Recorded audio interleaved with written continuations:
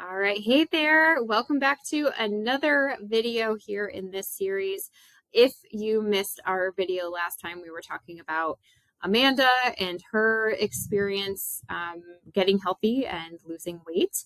And I just want to give a big thank you to all of you guys who tried out the plating method that we talked about last time, implemented it. Let me know how it worked. So much good feedback from that, and just showing how powerful one small little thing can be in the course of your day. You know, we've been talking about this just for a few days, and a lot of you are noticing things like reducing hunger and feeling more satisfied between meals, more energy, just feeling more in control of hunger cravings, especially around sugar. And those are all just within a few days, which is really awesome. So for those of you who have tried it, keep it up. Keep seeing where that gets you. For those of you who have not tried it, make sure you're looking at that last email, looking at that video, and getting those resources, because this is a really helpful tip, okay? So if you haven't seen what we've been working on so far, we're talking about Amanda. She is a 40-something-year-old mom. She's got 3 kids, all of them in varying activities, sports, things like that. Very busy lifestyle.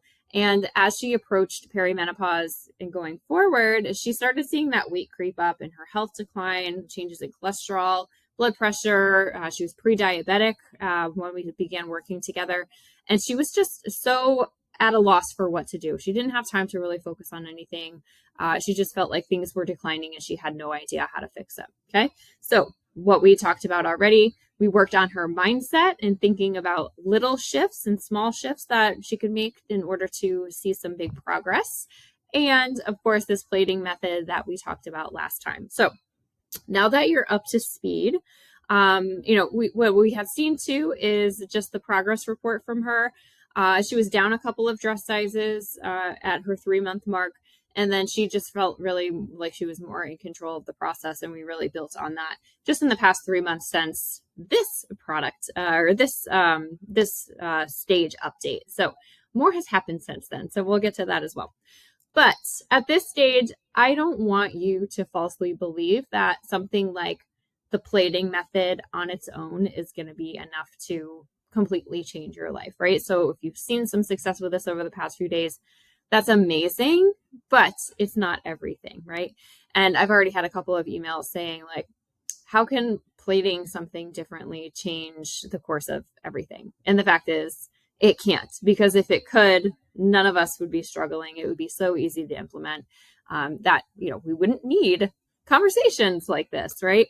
So what I want to do today is explain to you a little bit more bigger picture for what we are planning with Amanda and how we made this entire process work, including tips like the plating method, but not limited to the plating method, okay? So there's basically 3 things that we put into place. Anytime that I'm working with a client, these are things that are going on in my background here. And the process is simple. It's mindset, it's logistics, and it's support. Okay, so let's talk mindset. We already discussed that a little bit, some specific things that were going on with her. We knew that we needed to do this because in order for any change to occur, mindset needs to shift as well. Amanda was under the impression that she needed to make these really big sweeping changes in order to see success. And, we kind of proved that that's not necessarily the case. I showed her proof that it was possible, basically showing her other clients that were successful just by doing these little things in their day. She actually did talk to a couple of them as well, and just, helped with this mindset piece of it, like it's okay to just do a little bit here and there. As long as you're doing it consistently, it adds up, right? Those are the big things there. So that was a big thing. In addition to that, we set up weekly journaling prompts and reflection time for her to really think about her progress and the course of the week and what she wanted goal-wise, why this weight loss was important to her, why getting healthy was important to her, and really all of these little details that may seem almost obsolete, like you just feel like you need to lose weight and there's no reason to put a finger on it. Well, yes, there is. The more specific you can get as to your goal and why that's important to you, the more your natural motivation comes up and it becomes easier to follow through on pillar number 2, which is logistics. So we spend a lot of time doing logistics at JD Nutrition. It's for the most part, people generally know what needs to happen. They need to be eating better. They need to be moving their bodies, managing stress, sleeping better, all of these things. But it's really that how that trips people up and keeps them from doing that consistently. Okay.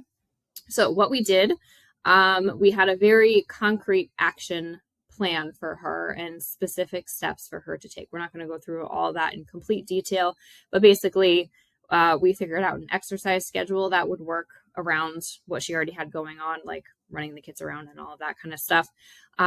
We did specific meal plans, and we made sure that what we were planning matched up with the ideal calorie range for weight loss, making sure she was getting enough protein, making sure that her body was nurtured in this process as well. So the meal plans followed all of that kind of stuff. And then we also booked out time for when she could do her own planning, when she would be doing the shopping, any meal prep that needed to happen, when was that occurring? And it outlined everything very clearly for her.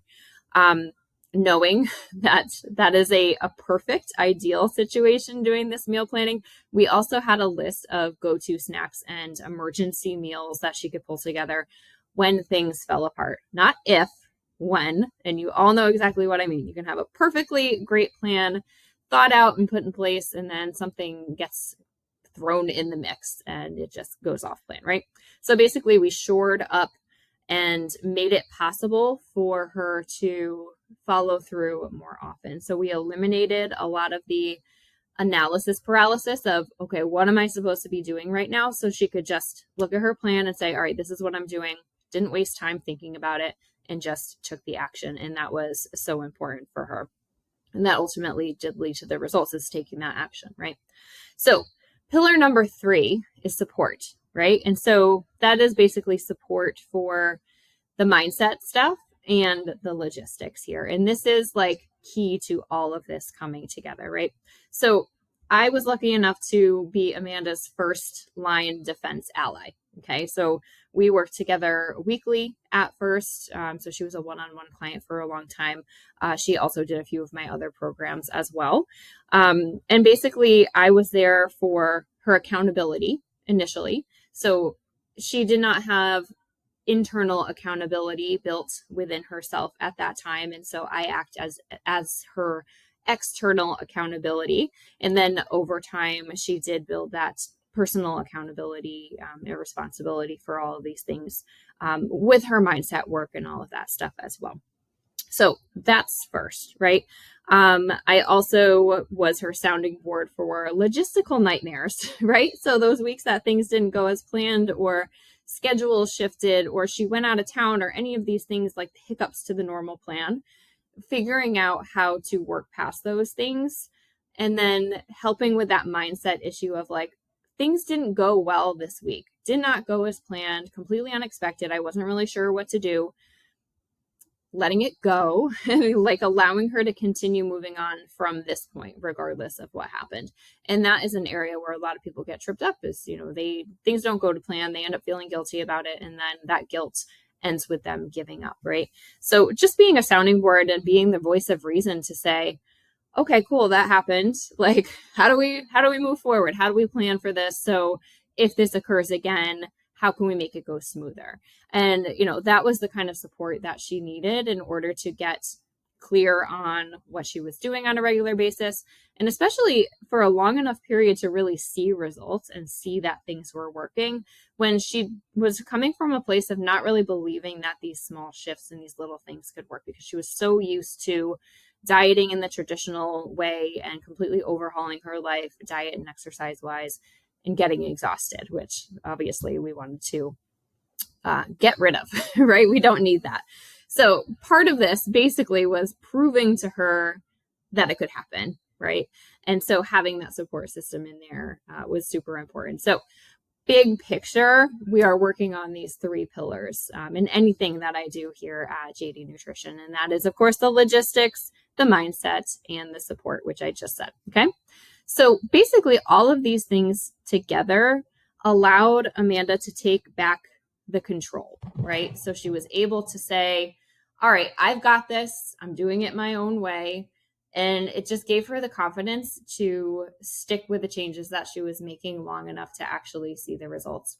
And it was really coming from a place of she wanted to make the changes. And that hits totally differently when you're waking up in the morning and you're saying, I want to work out today. Like, this seems like a challenge. I really want to do that. I want to eat healthy today because I know that it makes me feel good. It just gives you the momentum to carry forward versus saying, oh, I have to eat that nasty diet food today, or, oh, I have to go to the gym and spend an hour on the elliptical. Like, that sounds awful. Are you going to want to stick with that? No, you're not. So that mindset shift overall changes the outlook of things. Now, imagine where you could potentially be if you did what Amanda did, right? And imagine where you could be if you could stick with those efforts long term, that mindset shift being part of that, and say, wow, I've done this for an entire year. Here's where I am. What is that comparison point? What is the before and after picture? Imagine looking at your doctor's face when they run your lab work and they're like, holy crap, what have you been doing? This is looking like perfection. So much improvement, right? Or pulling anything out of your closet and just saying, I haven't worn this in a couple of years, and last time it didn't fit very well. And then you slide it on, and all of a sudden anything in your wardrobe is fitting you again. Or the fat clothes are no longer looking good because you're swimming in them and you need to get an entire new wardrobe, right? Or just how about this? Having a little bit of time in your day that is strictly for you, and just giving yourself and allowing yourself to have a part of your routine that is only for you. Okay. It's not selfish. It's necessary. Okay. And honestly, this is all the stuff that Amanda experienced. And, 6 months down the line, she's still continuing to see progress. She's just about hit her weight goal, and she's actually reforming that a little bit, because now the weight goal that she had, she's focusing more on her strength and, energy levels and things like that. The actual number isn't quite as important to her anymore, which is amazing. And actually that happens a lot. Once you actually get healthy, you realize what a manageable and reasonable goal for yourself may actually be. So part of that mindset is letting go of the number a little bit as well. Okay.